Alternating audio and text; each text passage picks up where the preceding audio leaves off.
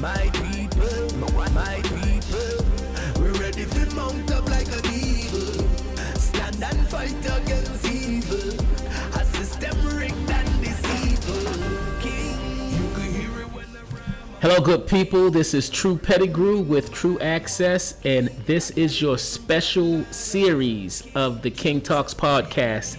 It's called I Am King, Our Men and Our History. It is our Black History Month campaign. And as I said, I am True Pettigrew, and I am the chapter president of our Raleigh chapter. I am also the founder and president of True Access, which is an inspiration and empowerment organization where we help individuals and organizations build bridges across divides, across racial divides, generational divides, cultural divides, and relational divides of all kinds. And I am very, very excited to have the honor and the privilege to be being a special guest host for our podcast, for our Men of King podcast, I Am King. And this particular session, we are all in for a special treat. I know a little bit about this brother. He is one of my King brothers. Haven't gotten a chance to chop it up with him a whole lot, so I'm really looking forward to this conversation. Ladies and gentlemen, I am excited to introduce our special guest for today, Mr. Devon Cross, one of my King brothers out of the ATL. What's good, Devon? Talk to the people. What's good, man? Thank you for having me. I look forward to this conversation and, getting it down to the nitty gritty. All right, cool. So I happen to know you are one of my King brothers out of our Atlanta chapter. And I know a little bit about you, but I want to learn a lot more about you. So why don't you just start off and telling us a little bit about your story, like a little bit about who you are and how you landed in Atlanta. I don't even know, you might even be from Atlanta. I'm not even sure if you're from the ATL. So tell us a little bit about your story, man. Who you are and how you got here. All right, for sure. So I'm originally from Huntsville, Alabama. I currently serve as the vice president of the Atlanta chapter of K.I.N.G. But my story to how I got to Atlanta is pretty complex. I got here in the spring of 2015 as a means for attending Morehouse. But prior to that, life was pretty crazy. I'll say that. My upbringing, I came from a single parent household. My mom, she always held it down to the best of her abilities. And growing up, it was just me, my mom, and my older brother, Chris, 3 years apart. And for the most part, life was pretty smooth up until about 2000. I was 6 years old. My brother was 9 at the time. And my mom, she had received a diagnosis of fibromyalgia and multiple sclerosis. So that, I would say that transformed the dynamic of our family in ways that I could have never imagined. And at that point, I became the primary caretaker for her. And I had the assistance of my grandparents. They were very influential throughout the process and still are. And, from that point on, for those, since 2000 up to about 2015, I was always side by side with her, and she was there with me. We used to go through a lot of health issues together that almost seemed to complement one another at times. And when you say together and would complement one another, you had health issues as well? Yes. Mm-hmm. Yes. Oh wow. Okay. So, was it the same thing? Interestingly enough, we also had the same doctors. So her neurologist was my neurologist. And they thought for the longest that I had MS as well. Series of tests confirmed that I didn't have it, but they did find that I had a brain cyst and some other neurological issues that was going on that may be responsible for the symptoms or whatnot that I was experiencing at the time. But it was so interesting because our relationship really developed not because she was my mom, but more so because I was her caretaker, and we had so much time spent together as a result of our various illnesses. That was just a commonality that united us more than anything. And for quite some time, you were a young man, and it sounds like, and you were her primary caretaker. Yeah. I mean, things kind of changed up at 6 years old. And gradually each year after that, I became more and more involved in her care, and more comfortable and confident, and just getting an idea of what MS does to the body, what it looks like, what is the course of the illness. She can be in remission, and thankfully now she is in remission. She has been for a couple years, but when she was first diagnosed, it was hit or miss for quite some time. She would be in the hospital for months on end. And it was a very difficult and different time for our family up until probably a couple years ago. Oh, up until recently. Yeah. Oh, wow. So you said it was you, your mom, your brother, and then your grandparents were on the scene at some point, particularly when your mom's health issues escalated. If you don't mind me asking, where was your dad? Did you know your dad? Was he around at all, or he just was absent altogether, or did you ever have a relationship with him? So I knew my dad. He was just absent. My mom and my dad were never truly together, as far as to my knowledge, since I was born. I think they separated while she was pregnant. So I've never actually seen my parents together in that sense. Gotcha. And oftentimes I would kind of, poke the bear, if you will, and try to find out, what happened with that. But it really never got me anywhere. And soon on in my adolescence, I just learned to forgive him for whatever the cause was that he wasn't there, and just really acknowledge the fact that, if I was in his situation, I don't know if I would necessarily do the same thing or not. I would like to think that I would be better and be there for my children. But early on, I realized that it wasn't beneficial for me to hold any grudges towards him. So for me, it was pivotal that I acknowledged that, not just within myself, but also to him, and let him know that, regardless of the fact, I still honor you, I still respect you. You're my dad.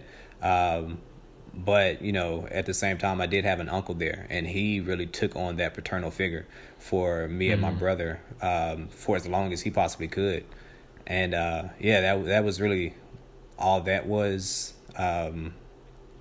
I can say, though, one of the coming to Jesus moments that I had, I was probably about 16 years old, and I really realized that, even though most of the guys I grew up with didn't have their dads and their families either, I realized that for those people who did, they also had problems. So I was able to, really accept the fact that perhaps it was better that he was absent, because, life is not necessarily guaranteed to be better just because he was present.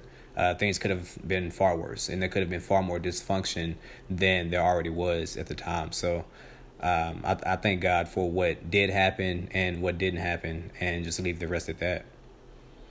Now, that's an interesting perspective, man, and I thank you for your transparency and willingness to share that, because a lot of black men or black boys or black children, because it's boys and girls, we grow up without a dad in the home, right? So I knew my dad similar to you, and me and my dad have a great relationship today. It wasn't always the case, very similar to yours, but was not in the household growing up.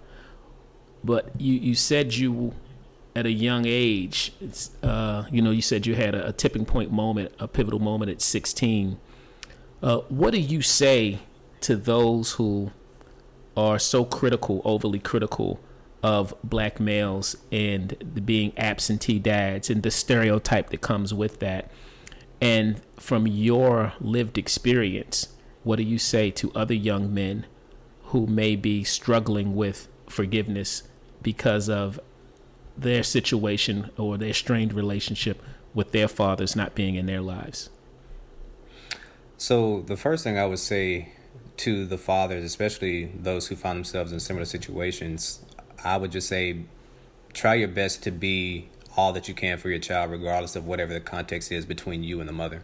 I think that's one of the driving points that a lot of our black men struggle with, is that, if I can't have a good relationship with the mom, then I can't have a good relationship with my child. And that's not necessarily true.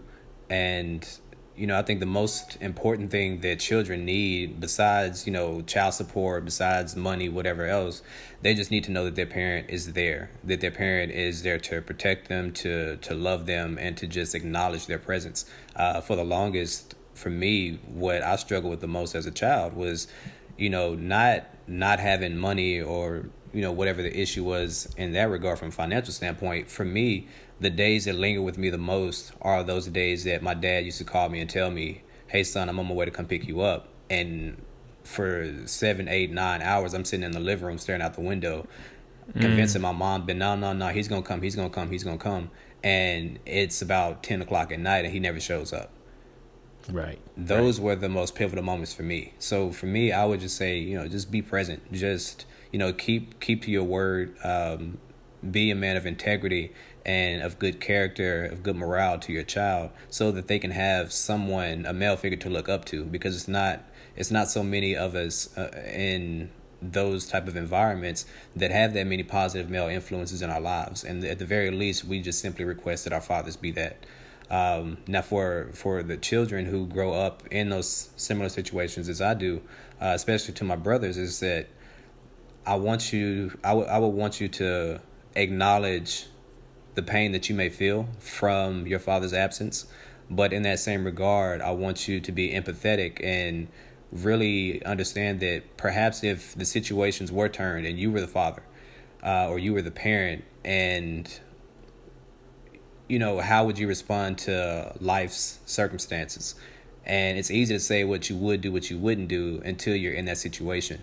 And because I can never be my dad, the easiest thing that I can do that will bring me peace of mind within myself and also foster a chance for some sort of positive relationship between me and my father is to say, you know what? I don't know your story. I've not lived in your shoes, and I acknowledge that. Now, while I have my own bias as your son and wish that you would have been more present throughout those most pivotal moments, I acknowledge that you weren't there. But I also give credit to the people who were there to pick up the slack. And I simply say to my dad, I love you, I forgive you, whatever the case is. Like, we have to make this right now. I'm not worried about what happened 5-10 years ago. I just know that I have the opportunity now. I have the vision now to really say that this relationship can be something worthwhile and worth having. But I need you to be on the same page with me, and let's really put it in a dual effort to make it happen. So at some point, it's unfortunate because you feel like you shouldn't have to get control of the situation from your own self. But at some point, you really have to be the bigger person. And sometimes the child has to be the bigger person over their parent. And that's the unfortunate aspect of it. But if you can do that, you really give yourself a chance to have something that you've always wanted. And that's a father or a parental figure. Man, sometimes the child has to be the bigger person, even over and above the parent. That's powerful, man. And it takes a lot. And I hear it as I'm listening to you tell the story. I can almost be there. I can feel that what it took for you to draw on that inner strength to actually have the enough vision to know, okay, I want more, I want bigger, I want better. And in order for me to achieve that, I have to accept things for what they are and make the best of what this situation is. So that's big, man. It takes a lot of maturity to make a decision like that too. Yeah, what do you think?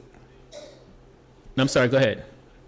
Oh no, I was just gonna say I just really thank God for giving me that maturity and just me being willing to put myself in that situation, to be the bigger person, because I think that's really where it starts. You have to put your pride to the side, especially as men. That can be a hard thing for us, no matter what the age is. And being able to recognize that fault in yourself and being proactive in making sure that you overcome that to some degree or another, I think is very, very important as well. All right, man. So your mom had health issues. You were a primary caregiver at the age of 6. You realized you had health issues. You and your mom sharing the same neurologist. Your dad is not in your life. How has that shaped the man that you are today? Because, they often say, the adverse childhood experiences that we have teaches us our coping mechanisms and either serves as motivators or a source of discouragement for what we will or won't do in life. And sounds like you took that and allowed that to serve as a source of inspiration and motivation for you. How would you say all of those things shaped and molded the man that you are today? Do you think it's influenced why you chose the career path that you chose, why you are so strong in your faith and the lens through which you see the world? Do you think those things had a lot to do with how you turned out? I would definitely say yes. And it goes back to the first question of what brought me to Atlanta. It was those experiences. Well, also at 16 or 17 rather, I started selling drugs for a very short time. I was selling them really between a close friend of mine who I knew was a drug dealer, and we had grown up together. We had a great relationship, and it came down to a point where, because me and my mom were always ill, we had a lot of medications and stuff that we would get, and this was prior to the whole opioid epidemic, but I knew she had a lot of painkillers, a lot of stuff that she couldn't take because she was allergic to. And I had a lot of painkillers and everything else that I just wasn't going to take because I didn't feel like I needed it. And there was a time where, once she got on disability, we were making about $11,500 back in 2015 on the year. And that was just from her disability check alone. And it was wait a minute. I'm sorry. Hold up. 11.5 a year? Yes. Mm-hmm. Wow. All right, bro. I was just making sure I heard that correctly. Oh yeah. So it times are hard, and I remember that my brother and my mom, they used to go at it all the time. They were always fighting, arguing. My brother was a hothead. He never could accept the fact that my mom was diagnosed with MS. He could never accept the fact that she was disabled, that she couldn't really walk from time to time, that she was bedridden from time to time. He just never came to that acceptance. So he lashed out, and some of the most, barbaric ways. He was really, he could be a real vicious cat, but he had a heart of gold whenever he wasn't in those moments. And right. A lot of the time he was away from the house, either in the neighborhoods with his homies or whatever the case may have been. And I remember a day where I looked at my mom because I was hungry. We really couldn't afford much to eat. I was tired of asking my grandparents for money because I knew they had to provide for my mom and pay her bills and the whole thing. So I went in my mom's room and I asked her, I said, how do you feel about me getting rid of these pills? And, I had my friend whom she knew, and I was like, he can get rid of them. We can just split 50-50. And at the very least, it'll buy some meals throughout the week. This wasn't even like a projected, let me just be a drug dealer for a whole year. I just wanted it for a week or so, just so we could, buy some time to get something to eat. And D, I'm sorry, you might be the first in drug deal and I grew up in Baltimore, and so this the situation and circumstances and community where I grew up, I got to know a lot of drug dealers. Yeah. And you might be the first person that sold drugs that I know that took the permission over forgiveness aspect when it came to their mama. Like when you went in, it was like, look, I'm gonna get your permission, but this is what I'm gonna do. Most cats just ask for forgiveness once they get caught. You took the forgiveness over permission. The permission over forgiveness philosophy. I love it. So the funny thing about that, the reason why I even took that route was because I was aware of the repercussions if he got caught and for whatever reason my name came up in it. I wanted her to be aware so that she accepted the consequences of it outright. So there were no surprises. Like, she knew what I was getting myself into. And the thing was, because I lived in her house, I didn't want to disrespect her. Right. And to me, that was a way of disrespecting her by way of doing something like that, especially her pills. Even though she's not taking them because she's allergic, she still needs to know what's going in and out of her house. And that was just my way of doing it. Had she said no, it would have been it. That would have been the end of it. But so if she'd have said no, you wouldn't have done it? No. I would have just found another way to work something out. Wow, that's okay. But she, she was a little. I could tell that she had the anguish on her face. Like, I really just hate that this situation has even come to pass. But she shook her head. Yes, like, go ahead, and we did it. They were out rather quickly. Most of them, some of them they really couldn't take because at the time, pills weren't like I said, it wasn't the opioid epidemic at that point. So pills really wasn't a thing. It was more about lean and weed. So. Right. You had to appeal to a certain audience anyways in order to get that out. So we went through that. It was short-lived. We got something to eat, but I realized quickly that wasn't the alternative that I wanted. I didn't want to put my friends at risk, even if that was something they were already doing. I didn't want to jeopardize myself and my future, let alone my mom's household and her safety. So got out of that real quick. After which, I had some more health issues that I had managed to go against. And in 2014, my brother, he had got locked up on child support. I want to say that may have been in 2013, but by the time he got out, he had his girlfriend that was living with us. My cousin was living with us. His girlfriend had a son who was there, and then she had just gotten pregnant. Wow. So towards the end of 2014, she had given birth, and I believe it was 2014, but she had given birth, and I was so frustrated. I was so furious because at the time I was working at Costco. I finally got me a job at Costco after applying for like 3 years. While Costco has this horrible hiring process, I have no idea. But after 3 years of applying, I finally got in.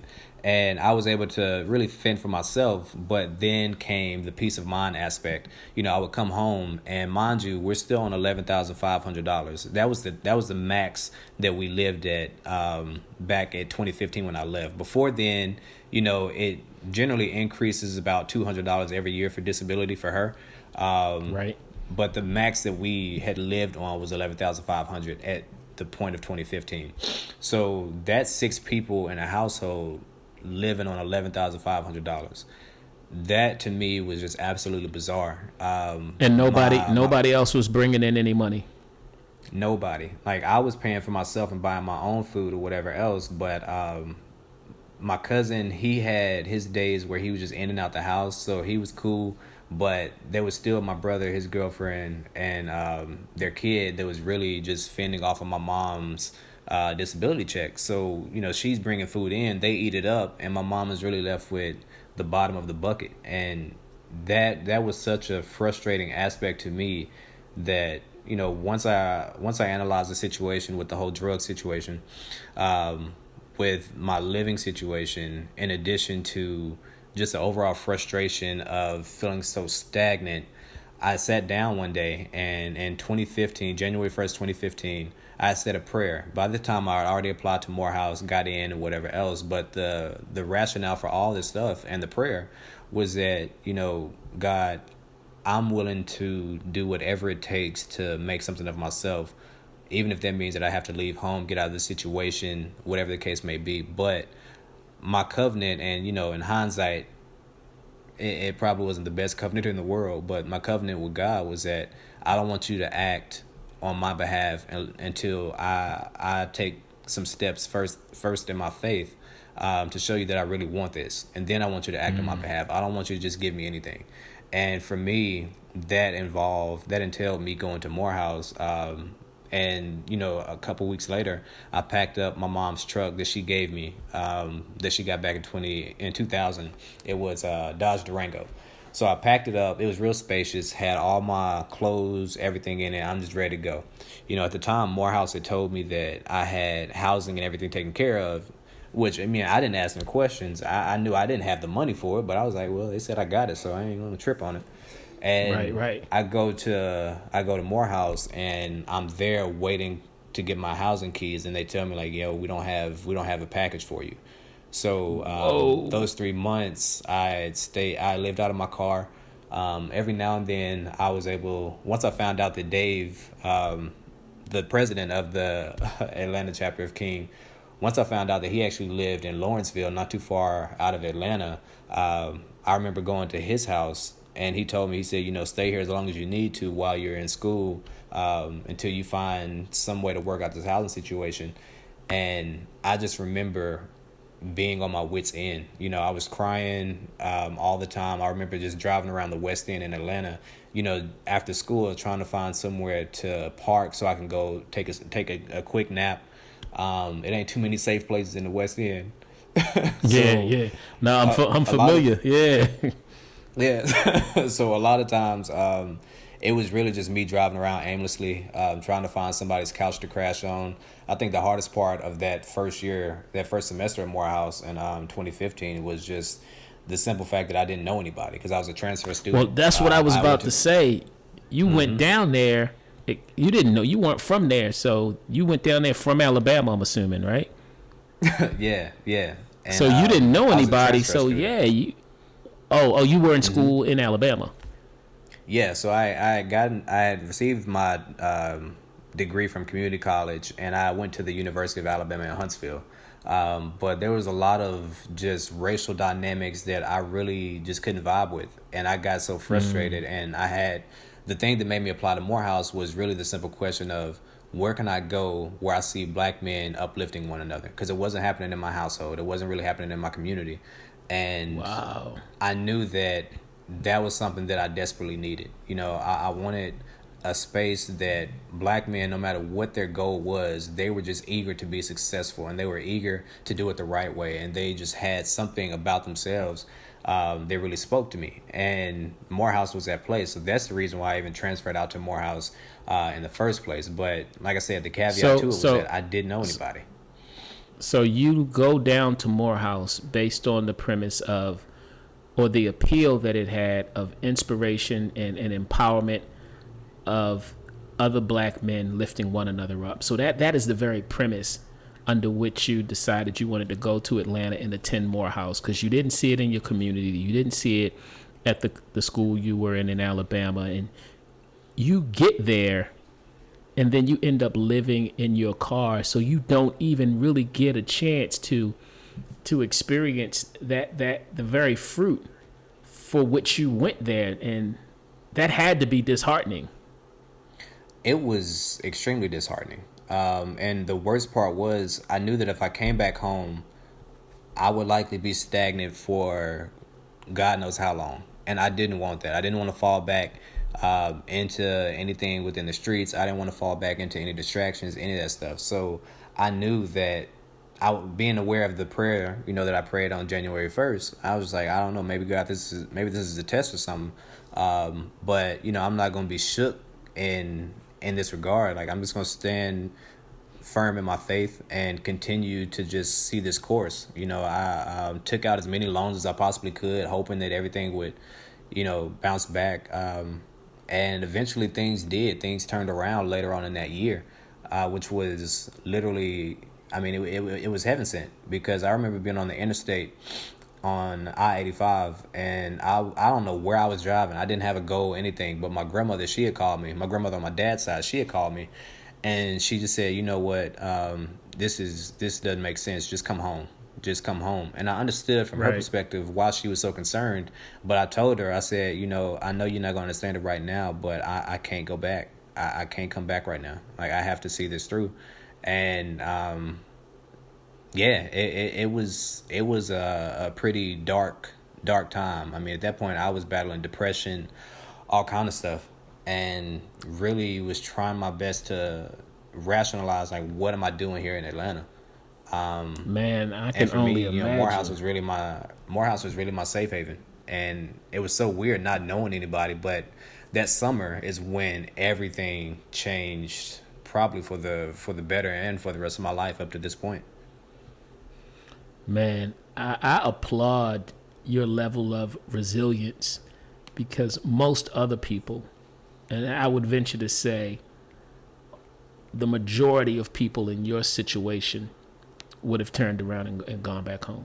Just from finding out they didn't have housing, they didn't have a place to stay, they would have decided, well, I need to go back and let them figure it out and maybe just start next semester. But the resilience that you showed, man, and the faith that you displayed to stick that out, and it's paid off. Like, look at you now, and you said that summer it paid off, but you didn't know that. You didn't know what the timeline was.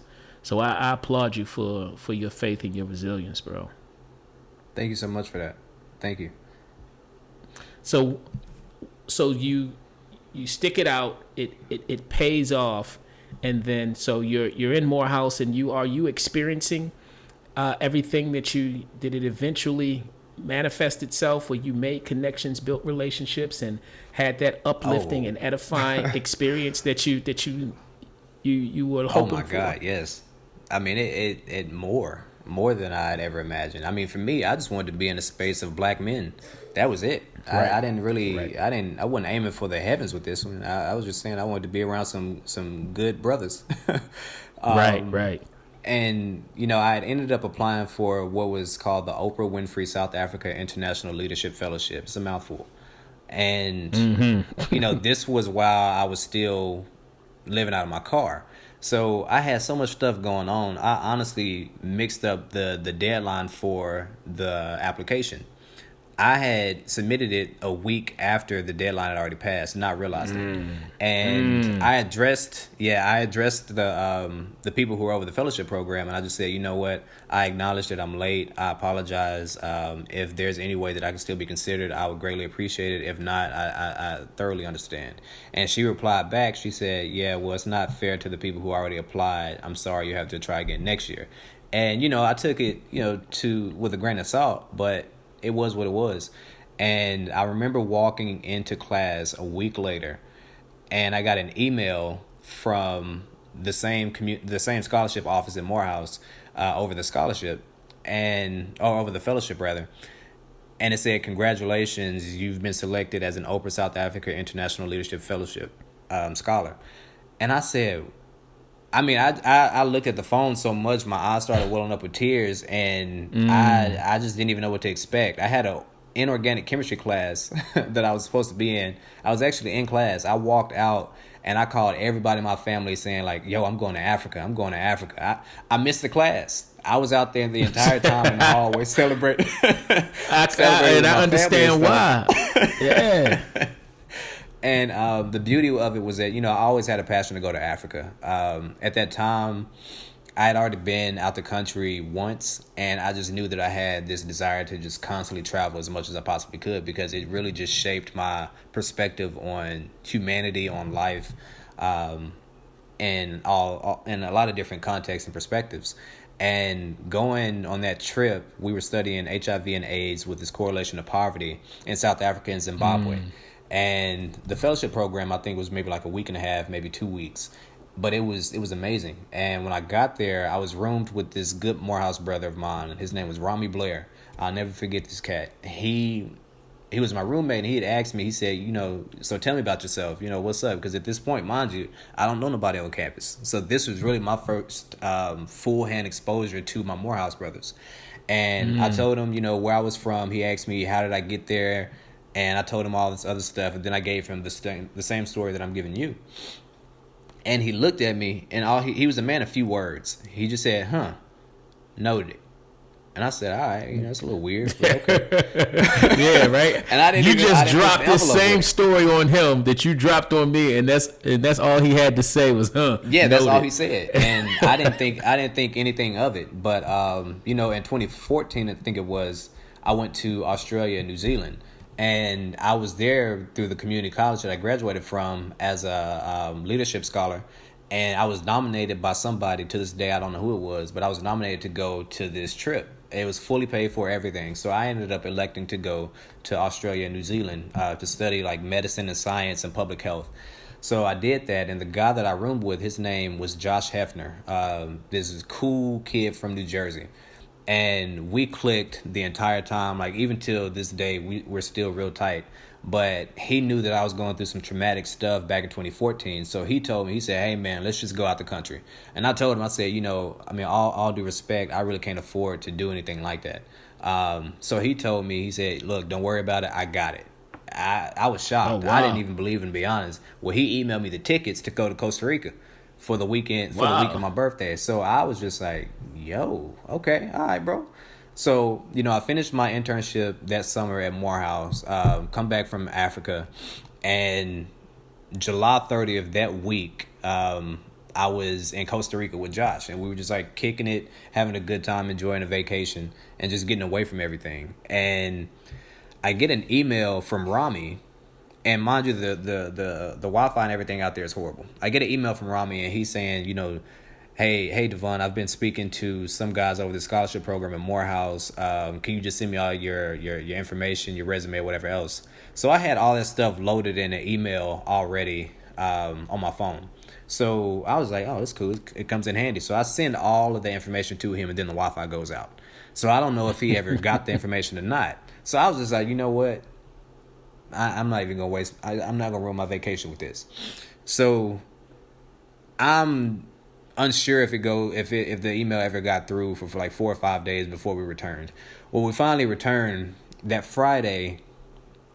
I got a call from this guy over the scholarship office at Morehouse, and he said, Mr. Cross, I've been keeping an eye on you since you got to Morehouse. Don't ask how I know about you and that stuff, but just know that I want to interview you on Monday for a scholarship opportunity. Now, this is where all things kind of come in perspective, because the week after, on that Wednesday, that's when school is supposed to start. Now, Morehouse has this horrible system where if you don't pay your entire school bill off the fall of whatever school year that is, you get purged. And purged just means that you get kicked out of all your classes, withdrawn automatically from everything until that bill is paid.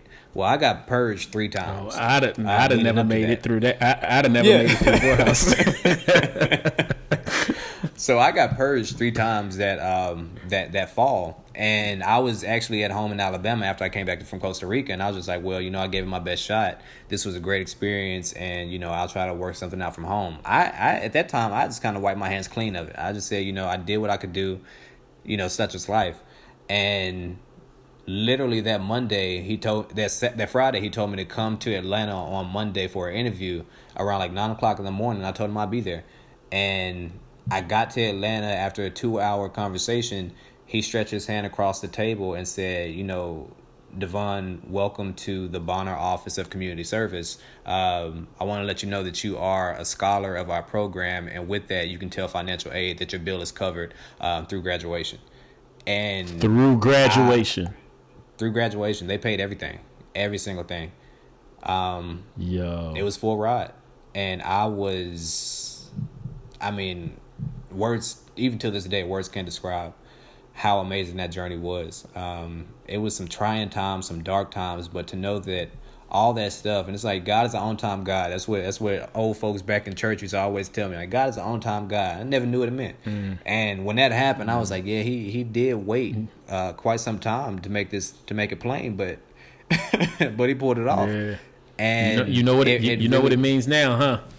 Yeah, I know what it means real good now. But it changed my life. And, I went to graduate Morehouse in 2017 and went into nursing, which is another story. But that's how I came to Atlanta. Man, if we stop this interview right now, bro, this is incredible, man. You have an incredible story. Like, seriously, well, thank you so much. I'm inspired. No, real talk, man. I am truly inspired, man, because it's easy to give up when things get tough, and I think your story is a testament. And I can't wait for people to hear this story, man, because I'm sure, as inspiring as it is to me, it is going to inspire so many other people. And just know, and I'll say this right now before we continue, man. I'm sure you've already done it, but I'm sure you will continue to do it. Please continue to share your story, because you will touch and transform lives of people that you will never even meet just from hearing your story, man. And so please continue to share your story. Means a lot. Yeah, no, seriously, that you will touch and transform lives of people that you will never even meet by knowing that it's possible as long as you don't give up. I mean, I just go to Galatians 6:9, like, do not grow weary of doing good deeds, because you will reap a harvest in your season, in proper season. And that's the on time piece, right? But then the part that we have to play is that closing phrase to that passage is, if you do not give up. And you are a walking, living, breathing example of that promise. Thank you so much, man. No, man, that is, like I said, I thank God.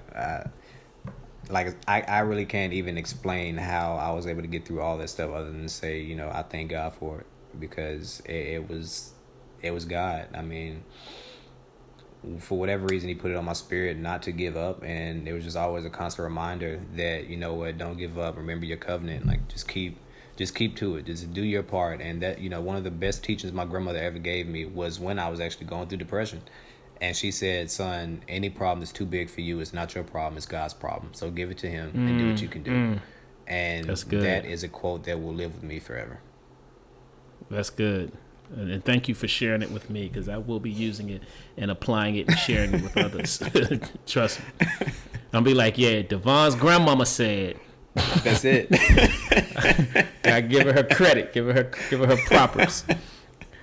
So you graduated Morehouse, and so you became a nurse. So that is a profession that is stereotypically associated with women. And so you're a black male nurse. So talk to me a little bit about that and what led you to that, and what type of feedback or response do you usually get when you share that with people? All right. So I'll backtrack a little bit. So when I was at Morehouse in 2016, that summer, I did an internship at Johns Hopkins, and I was stand up. I was a biology major, but I had a focus on public health. Morehouse, unfortunately, didn't offer a public health major. They only offered the minor. So I figured biology was a way to just, another way to skin the cat. And I did that. And while I was in Baltimore, I was in the East Baltimore community, which services a lot of low-income black folk. And one of the unfortunate parts was that part of the clinic that I was in, I was doing research on type 2 diabetes, weight loss and management, and the whole nine. So the clinic, which was on campus, they didn't accept insurance. I guess it was something that they had going on with the university where you had to pay out of pocket. So the only people that could really afford the top of the line care with, the doctor, the dietitian, the nutritionist, the physical therapist, all this other stuff, all that was really middle class white folk, to be honest. And going into the East Baltimore community, my PI, my principal investigator, he had asked me, he said, how would you like to go and help out with this project that I have going on in the East Baltimore community? I said, sure, I'll do that. And when I got there, I was there for a few weeks, and I was doing research, just on their perspective and their lives and, what have you. But I sat down one day and I asked him, I said, so what questions do you have, for the doctor regarding your diagnosis, your medication regimen, dietary lifestyle, anything? And they really didn't know what questions to ask, which is a common thing among patients. So I was like, okay, fair enough. I said, well, have you ever, of any of the concerns that you did address, have you ever addressed that with the MD? And they said, we never met him. Now, they've been in this program for 2 years and never met this guy that is like a mile down the street that I had the privilege of, being under as far as an intern. It blew my mind. And what was more frustrating to me was that I didn't have the clinical background at the time to address the issues that they had. All I had was a public health background.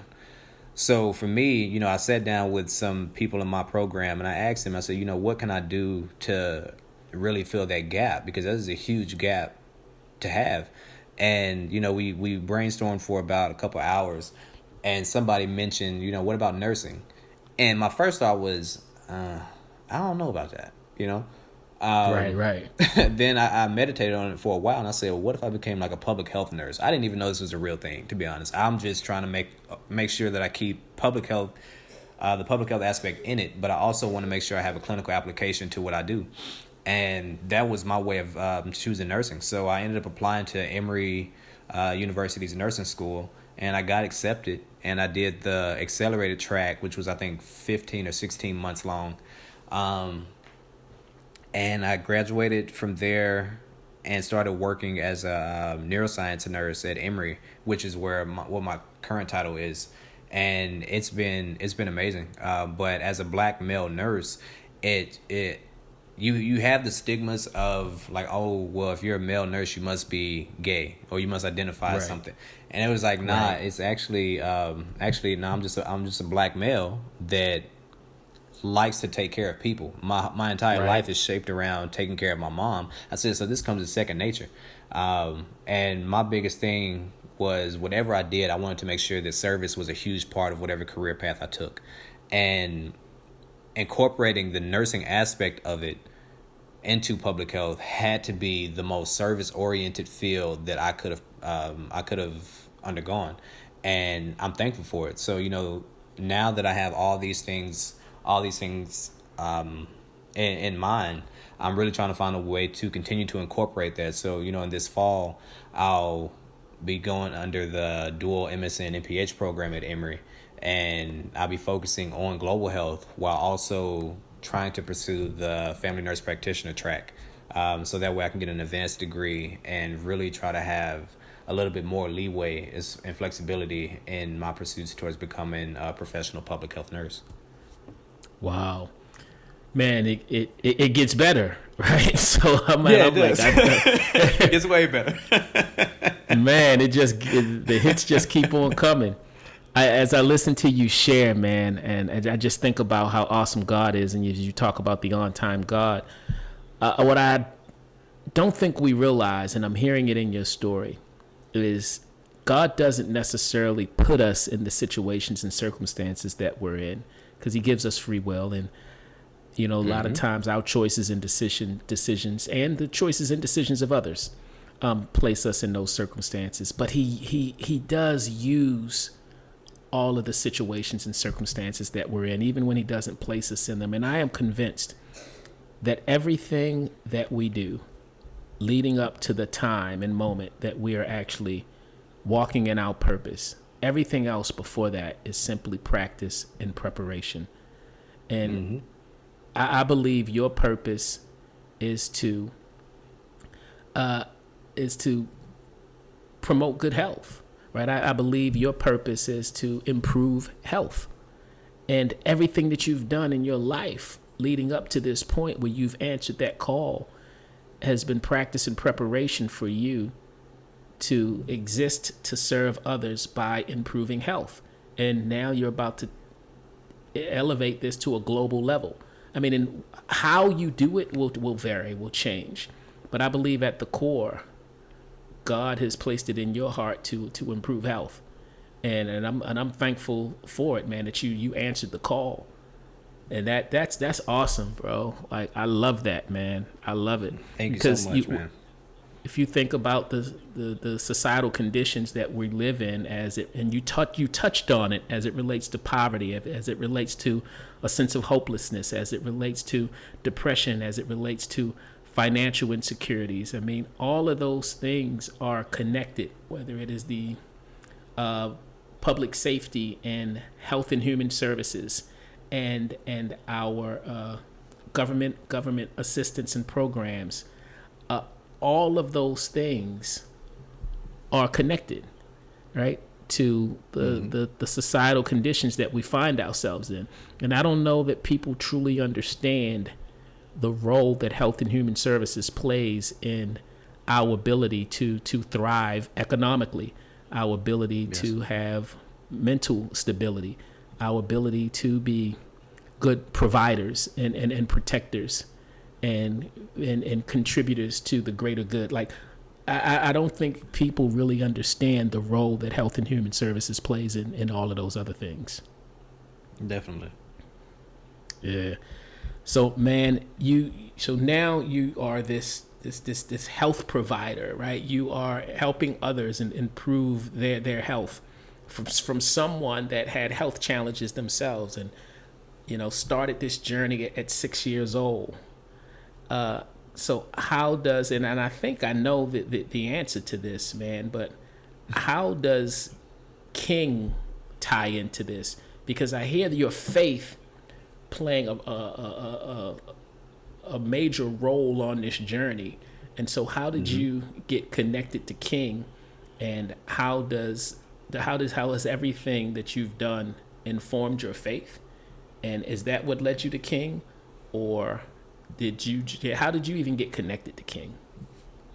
So the current president of the Atlanta chapter, Dave Townsend, he's my cousin. And if you recall, he was the guy who I also, when I was homeless, I was staying at his place every now and then, to buy me time until I found housing.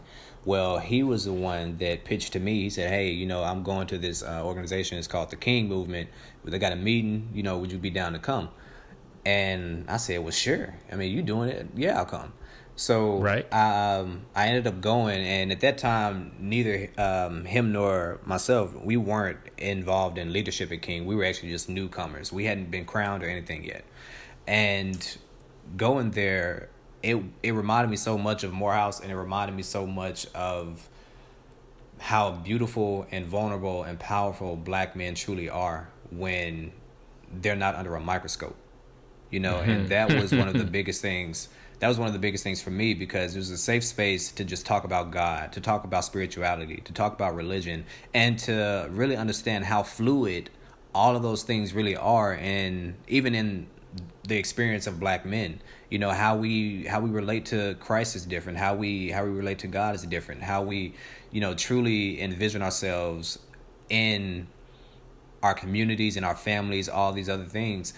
All the aspects varied from person to person. And I think that was such a powerful and eye-opening experience, because, a lot of times when people reference black men, you just think of them, you think of us as a collective. Like, it's just black men. Right. And you're right. There's so much diversity just in and of that experience itself that, unless you're in that space, which is a divine space to me, unless you're in that space, you don't truly get to understand that. And if you don't hear these stories of black men expressing themselves and being emotional and being vulnerable in a way that is truly unparalleled to anything else, if you're not in the space to really hear those stories and to understand what black men go through on a day-to-day basis, you really don't quite understand, what you're missing out on. And for me, King, having that experience with Morehouse and understanding how important it was for me as an integral part of my life, King also played a fundamental role in fostering my identity as a black man, and even more so on a spiritual level. So that's why I actually became part of King, because it really filled a void that I was missing from a spiritual standpoint. No, that's it, man. That spiritual piece, we're all composed of the same components, right, and elements of mind, body, and spirit. And we feed the mind, we feed the body. Like we eat, we go to the gym, and we'll read and we'll go to school, but it's incomplete if you're not feeding the spirit. Exactly. Yeah, no, and we don't often know why we feel incomplete, and we don't often know why we feel that void, and it's because I think too often we neglect to feed our spirit. And I think you tied that together really well. So no, definitely. That brings me to kind of a closing question, or I guess a question, or maybe or a comment, and that's around, this is our Black History Month campaign. It is still Black History Month. We get an extra day this year, right? So you went to an HBCU. You talked a lot about how it really moved you and inspired you to be around black men that were doing positive things and uplifting one another. You talked about, always wanting to go to Africa, your experience in Africa. You talked about King and how you were moved by seeing men and their multifacetedness, and even within the diversity within the black male and the black male experience. So this being our Black History Month campaign, what does Black History Month mean to you? Because I'll tell you now, I feel like you are making Black history with the efforts and the accomplishments and the achievements that you're making today. People are going to look 5, 10, 20 years from now and talk about the contributions that you made and how you have inspired a future generation. So the decisions and choices and actions that you're making today, you're making Black history today, in my opinion. But I'd love to hear from you. what does Black history mean to you? Black history means a lot, because the foundation of our existence is stems from Black history, and it depends on how you define Black. But I'll say people of color, and I think for so long we are taught about, especially in our country, we're taught about white history. We're taught about pioneers of America and the founding fathers being white men, and you get whitewashed into so many different ways, but you never really understand the contributions that Black people have had. And to understand that our country is built on the backs of people of color, ironically enough, of Mexicans, of Native Americans, of Africans, and all those involved in the slave trade and what have you. And yet those are the very same people in this country that get the most ridicule. I always think it's funny because even in the context of religion, when I was growing up, one of the hardest things to me about Christ was how do I identify my relationship with God and my religion and my place as a Christian? How do I identify with all this stuff? How can I call this a white man father? And to me, it sounded so crazy, but to me, it was something that really bothered me, because it was just like, I don't understand this, because I hear about my view of what a lot of white people have done in the past from historical figures. It just seems pretty dark and pretty haunting, and to be a Black man and be praying to a white God, to me that was just so far left. And once I started looking into more things, I started asking questions like, how is it that all this stuff, Christ was born in the Middle East, but yet we still acknowledge him in the country, we depict him as a white man. And I was like, in truth, a lot of people that claim to be, so holy, so saved and Christian, they would actually view Christ in today's terms as a terrorist. And it really made me question a lot of, what is it that I believe in? What is it? How do I view my people? And what is the truth of my people? And, seeing, even like from a nursing perspective, you have Mary Mahoney, who was the first African American to complete nursing training. You have Jessie Sleet Scales. She was the first Black public health nurse, and she was really a traveling nurse that serviced all of the East Coast. And even Sojourner Truth, she was a slave, but she was a nurse for the family that kept her captive.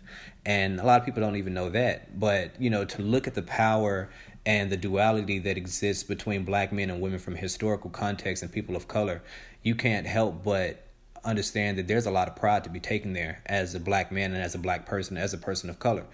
So for me, Black history means every single thing, because it's etched into every single thing that I do. When you get in your car and you go and you get stopped at a red light, like that's Black history that's stopping you in that red light.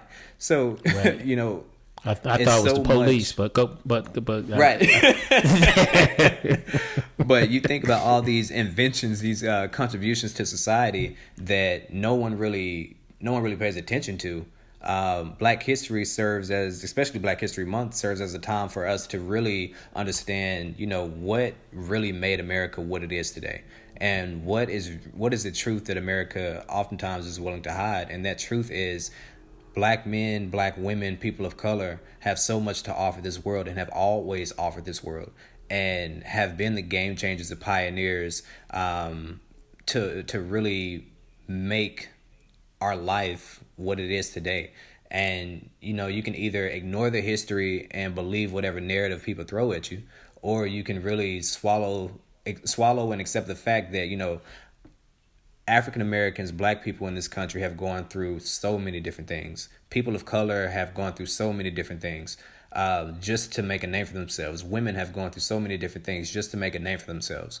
And once you understand that you are part of such a beautiful lineage, heritage, you can't help but want to do something yourself. You can't help but want to, be influential for this short time that you have on this earth. And for me, Black history is life. It's the essence of life. It is what we are all made from and where we all come from. And to acknowledge that and to embrace that is something, to me, it's really a divine thing to behold. And if you can acknowledge that, if you can study that, and you can accept the truths, howbeit dark it may be in our past, of the things that we went through, if you can accept the harshest things, you can also find that silver lining between everything.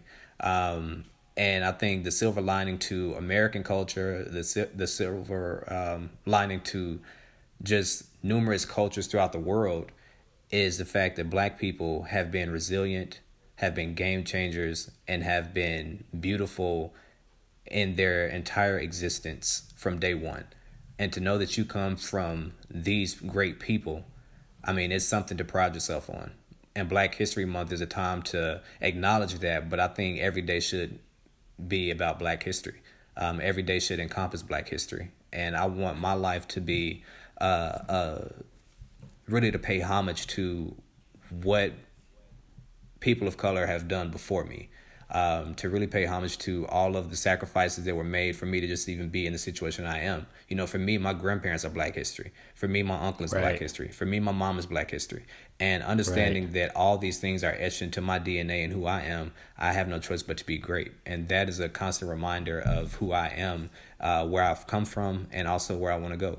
And that in celebrating Black history and what Black history means to me, it means so much, and it's so important, not just to our country and our culture, but our world. Because when people hear, oh, that's a Black man, you know, there's not a lot of fluidity that goes into that concept. But when you really unpack it, you know, the truth of the matter is that, yes, I come from a Black community. I was raised by a Black family in a Black church. But my elementary school, my middle school, all these things, I was around German people, I was around Asian people, I was around white people, I was around Hispanic people. My background is very diverse, it's very multicultural. The people who really helped me out along the way, especially given, you know, my mom's situation and our family background, these people really, you know, took the time out of their lives, their daily lives, to offer a hand, to help me along the way, even if it was something minuscule, you know. They still offered advice, they still offered comfort, they still offered resources, you know. And that's something that I really want to highlight, is that when you hear Black man, when you hear the term Black man, understand that there's so much that goes into it.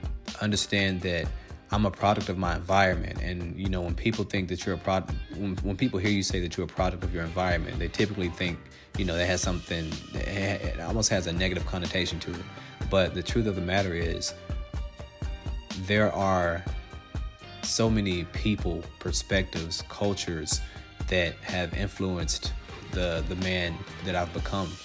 So many religious backgrounds that are responsible for how I see the world, how I view myself in this space, in this time. You know, I take pride in being a Black man. I take pride in being a Christian. I take pride in all that these things, all that those things represent. But my story is nothing without the endless numbers of people, of cultures, of religious preferences, backgrounds, gender identities, you know, all these people, all these things and intersections that make people who they are. All those things have played a vital role into making me who I am today. And I appreciate everyone's experiences along the way and making me the Black man that I am. And today I want to say I truly celebrate every single part of history that has, you know, gotten me to this point, because without them, I wouldn't be here. Man, I can't think of a better way to conclude this interview, man. And you have no other choice but to be great. And I think I read somewhere that greater things will we do even than him. And we need to live up to that. And you have just summed up why it's so important that we live up to that. Devon, man, this was awesome. Man, this really was powerful. I look, although I've been a part of this, I can't wait to hear it, bro. Like, I want to go back and listen to this, man. Look, I'm nervous here because I don't know. I may say some pretty extreme stuff. Hey, well, brother, look, let me just say this, man. Thank you for your resilience. Thank you for your commitment. Thank you for your faith, for your inspiration, and your willingness to serve. and improve health for the world.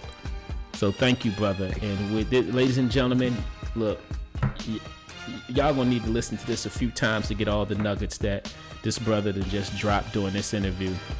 But we are wrapping up this segment of the King Podcast. I Am King, Our Men and Our Story. D, I can't thank you enough, man. And you gonna be at the summit? So I don't think I'll be able to make it. I still have to work out my schedule. I've been on disability the past 3 months, but thankfully it just got lifted. So I'll start working again tomorrow. So if I can get a break in my schedule, I'll be there. If not, I ain't really got too much PTO. Gotcha. So I may have to miss out this round. All right, well, no worries. If I don't see you at the summit, I'm sure I'll see you soon, brother. Hey, continue doing what you do, man, and strong in the Lord. Strong in the Lord. Thank you so much for having me. All right, brother. Take care. All right, take care. Black slaves in 2018, pulling the big king with a crown in the middle, looking like tug of war. I guess they forgot the inheritance of the Lord. Dying over streets when God gave him the earth. It's all in the Bible, just do your research. White man's religion, that's just fake news. The cross hit Africa for Europe even knew. This ain't black versus white, this is dark versus light. But racism might distract you from the Christ on sight. So here's the Visine, me and my team.